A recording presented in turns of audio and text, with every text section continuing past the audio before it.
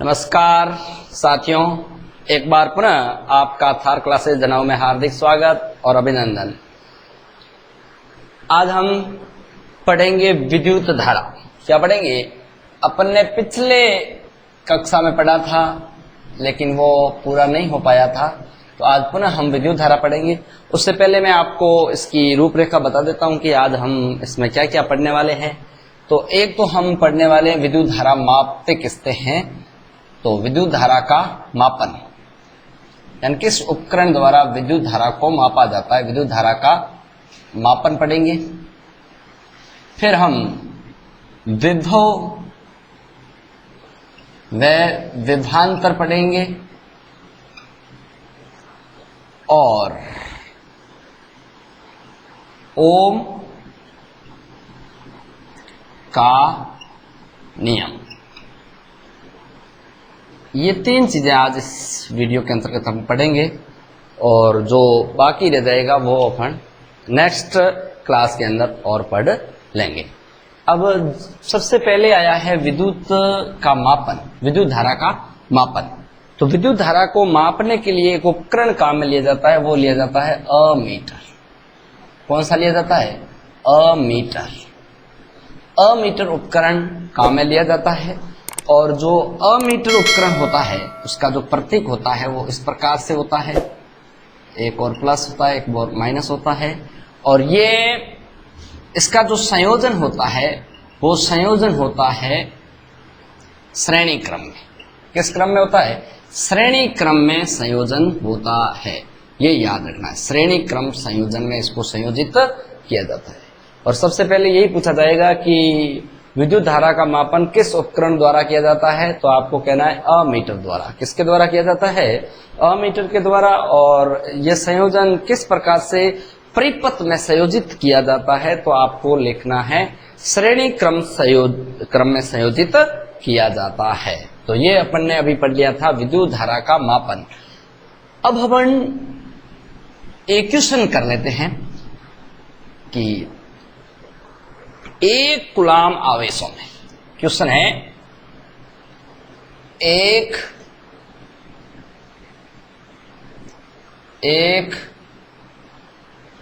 Coulomb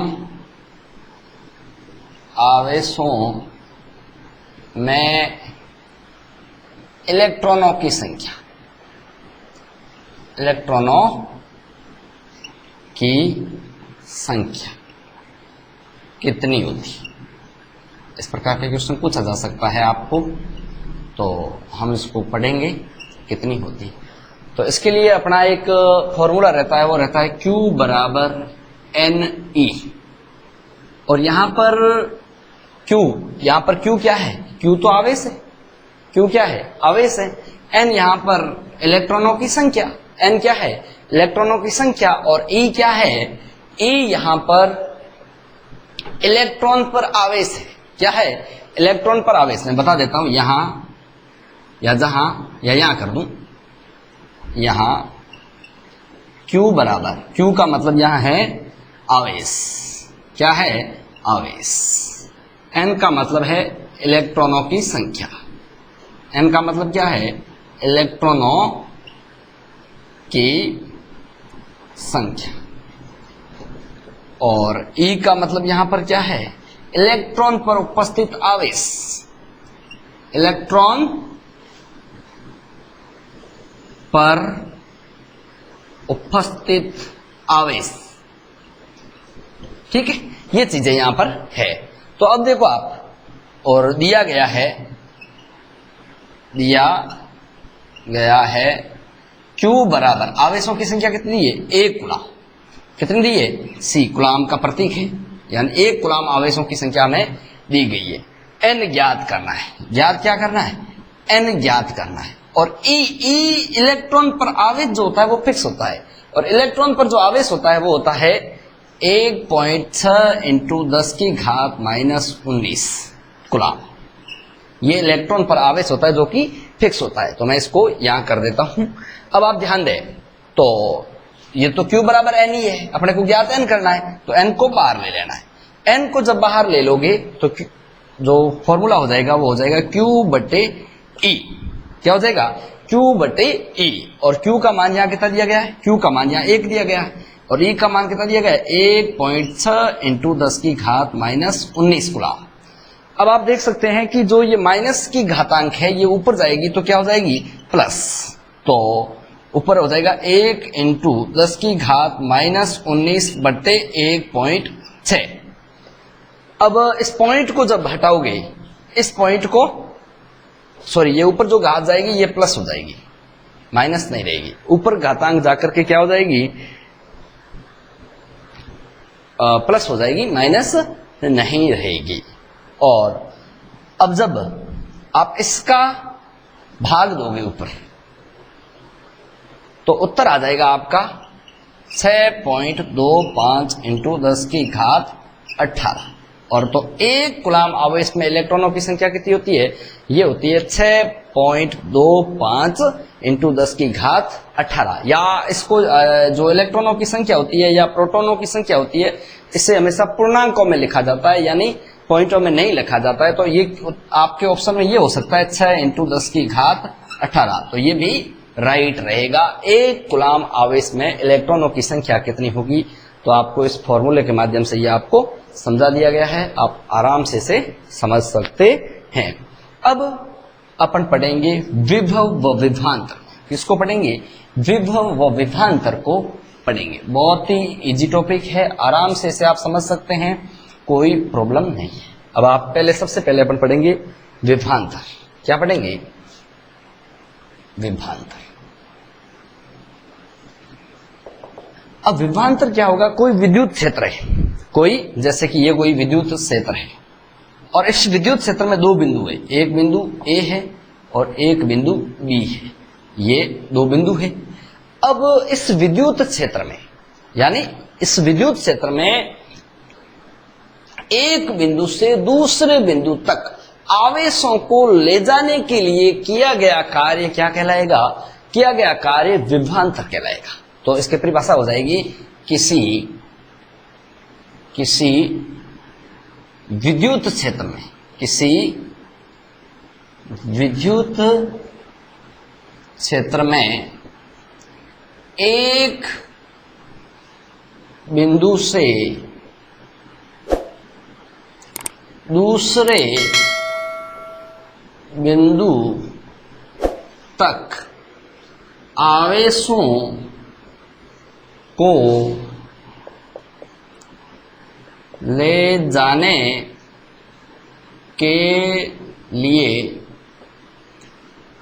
के लिए किया गया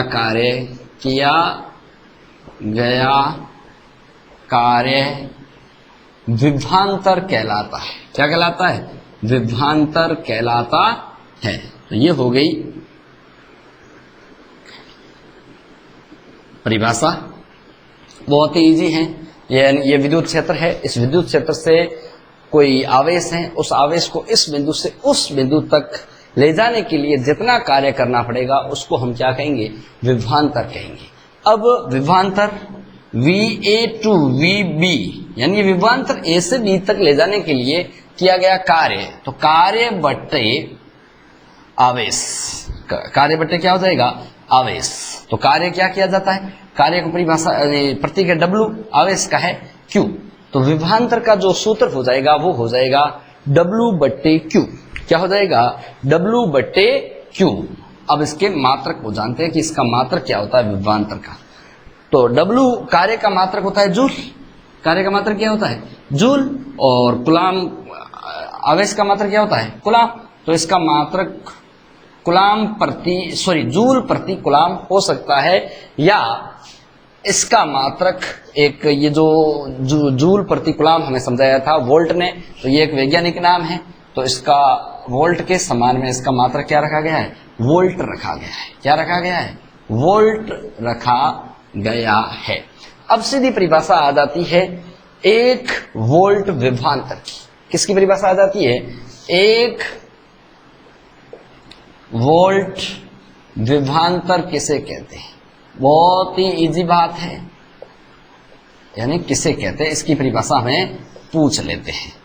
तो अब आपको क्या करना है, आपको कुछ भी नहीं करना है, विभवांतर बराबर V बराबर W बट्टे Q होता है। W बट्टे क्या होता है? Q। W का मान भी 1 हो और Q का मान भी 1 हो तो उत्तर आ जाएगा 1V। क्या आ जाएगा? 1V, यानी 1 वोल्ट उत्तर आ जाएगा। 1 का भाग 1 में देंगे तो 1 आ जाएगा। यानी हम ये कह सकते हैं कि किसी विद्युत क्षेत्र में एक बिंदु से दूसरे बिंदु तक 1 कूलाम आवेश ले जाने के लिए अगर 1 जूल कार्य करना पड़े, इस 1 कूलाम आवेश को ले जाने के लिए 1 जूल कार्य करना पड़े तो उसे क्या कहते हैं? उसे कहते हैं 1 वोल्ट विभवांतर। क्या कहते हैं? वो 1 वोल्ट विभवांतर। मैं परिभाषा लिख दूं, अगर किसी विद्युत क्षेत्र में एक बिंदु से दूसरे बिंदु तक 1 कूलाम आवेश को ले जाने में 1 जूल कार्य करना पड़े तो उसे 1 वोल्ट विभवांतर कहते हैं। 1 वोल्ट विभवांतर कहते हैं। बहुत ही इजी परिभाषा है जो आपको आसानी से याद भी हो गई होगी। यानी 1 वोल्ट विभवांतर किसे कहते हैं? यानी किसी भी विद्युत क्षेत्र में एक बिंदु से दूसरे बिंदु तक 1 कूलाम आवेश को ले जाने में अगर 1 जूल कार्य करना पड़े तो उसे 1 वोल्ट विभवांतर कहते हैं। तो ये थी विभवांतर की परिभाषा। अब अपन जानेंगे विभव को। किसको जानेंगे? विभव को। तो ये आप समझ चुके होंगे और आपको अच्छी तरीके से समझ में भी आ गया होगा। अब अपन पढ़ेंगे विभव। क्या पढ़ेंगे?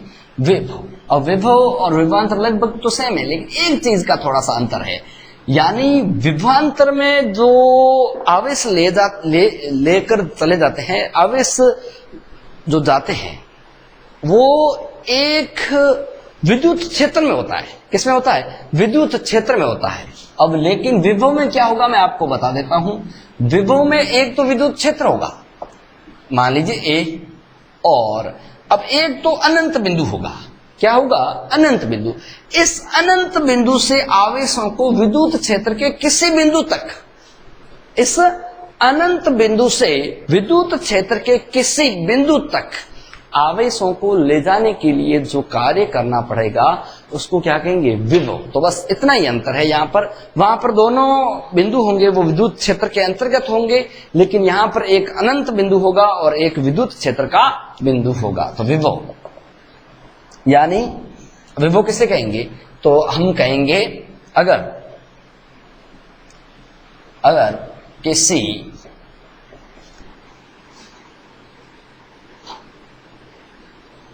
अनंत बिंदु से,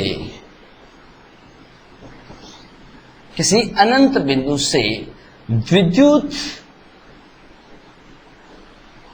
क्षेत्र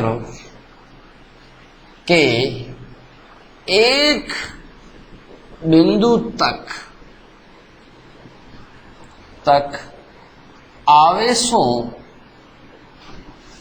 को ले जाने के लिए किया गया कार्य विभव कहलाता है। क्या कहलाता है? विभव कहलाता है।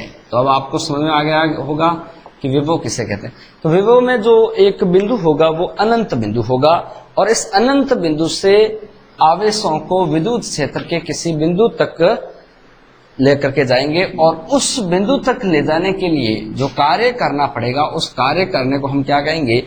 विभव कहेंगे। अब जो विभव की जो परिभाषा है वो ये रहेगी, V अनंत टू VA बिंदु, यानी ये विद्युत क्षेत्र का बिंदु है, यहां तक ले जाने के लिए जो कार्य करना पड़ेगा, यानी कार्य बटे, या सेम सूत्र सेम रहेगा, कार्य बटे आवेश, सूत्र सेम रहेगा, कार्य बटे आवेश। और जो कार्य है इसको हम W से व्यक्त करते हैं और आवेश को हम व्यक्त करते हैं यानी कूलाम से, और कूलाम को हम Q लिखते हैं।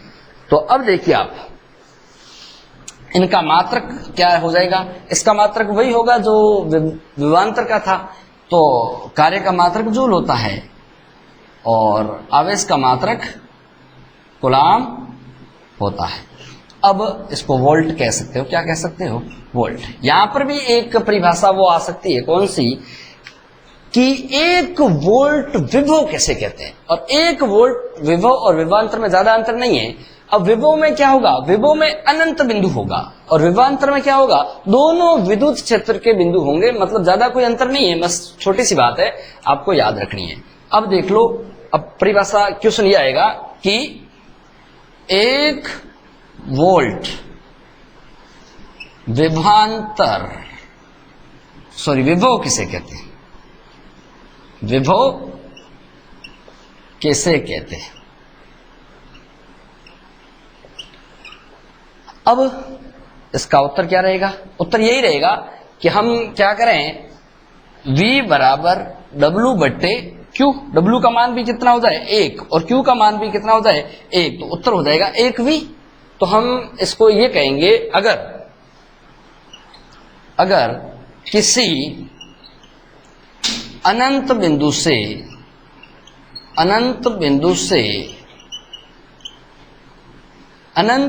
से एक कूलाम आवेश को, कितने को, एक कूलाम आवेश को विद्युत क्षेत्र के किसी बिंदु तक लाने के लिए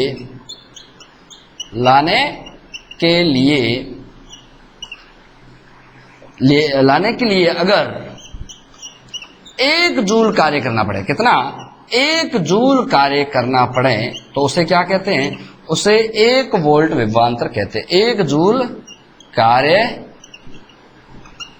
करना पड़े तो उसे 1 वोल्ट विभव कहते हैं। उसे क्या कहते हैं, 1 वोल्ट विभव कहते हैं। बहुत ही इजी बात है, आपको याद हो जानी चाहिए कि विभव और विभवांतर क्या है। अब अपन सीधा ओम के नियम को पढ़ लेते हैं। ओम का नियम, अब ओम का नियम, ओम ने क्या कहा था, ओम ने कहा था अगर किसी चालक तार है, उस चालक तार की भौतिक अवस्थाएं, चाहे वो ताप, दाब और लंबाई, इसको क्या कर दिया जाए, इसको स्थिर कर दिया जाए। किसी तार की भौतिक अवस्थाओं को क्या कर दिया जाए, स्थिर कर दिया जाए, और फिर उसमें धारा प्रवाहित की जाए, तो वो धारा उसके सिरों के मध्य उत्पन्न विभवांतर के क्या होगी, समानुपाती होगी। यानी परिभाषा क्या रहेगी, अगर किसी चालक तार की भौतिक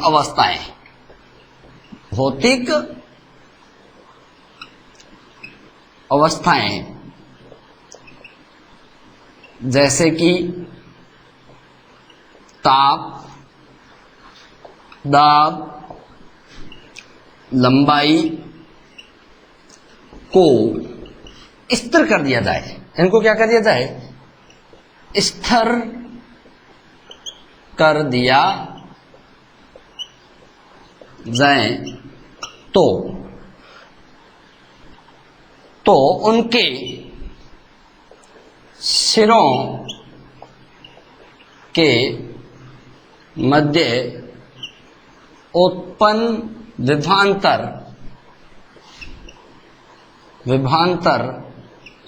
धारा के समानुपाती होगा, धारा के समानुपाती होगा। यानी क्या हो जाएगा, जो V है विभवांतर है, ये धारा के क्या होगा, समानुपाती, V समानुपाती I। और इसको हम ये लिख सकते हैं समानुपाती, जो है इसको हटाएंगे तो एक R कांस्टेंट आ जाएगा, R स्थिरांक आ जाएगा, तो हो जाएगा RI। V बराबर क्या हो जाएगा, RI। अब R को अगर बाहर लेते हैं तो हो जाएगा V बटे I। क्या हो जाएगा, V बटे I।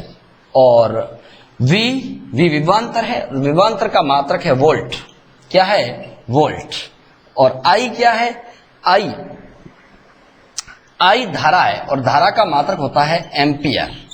और R यहां पर क्या है, R यहां पर एक स्थिरांक है, एक नियंतांक है, और इस नियंतांक को प्रतिरोध कहते हैं। क्या कहते हैं, प्रतिरोध कहते हैं। इस R को यहां पर क्या कहेंगे, प्रतिरोध, नियंत्रांक, और इसको प्रतिरोध या नियंतांक कहते हैं। और इस प्रतिरोध या नियंतांक का जो मात्रक होगा वो होगा ओम।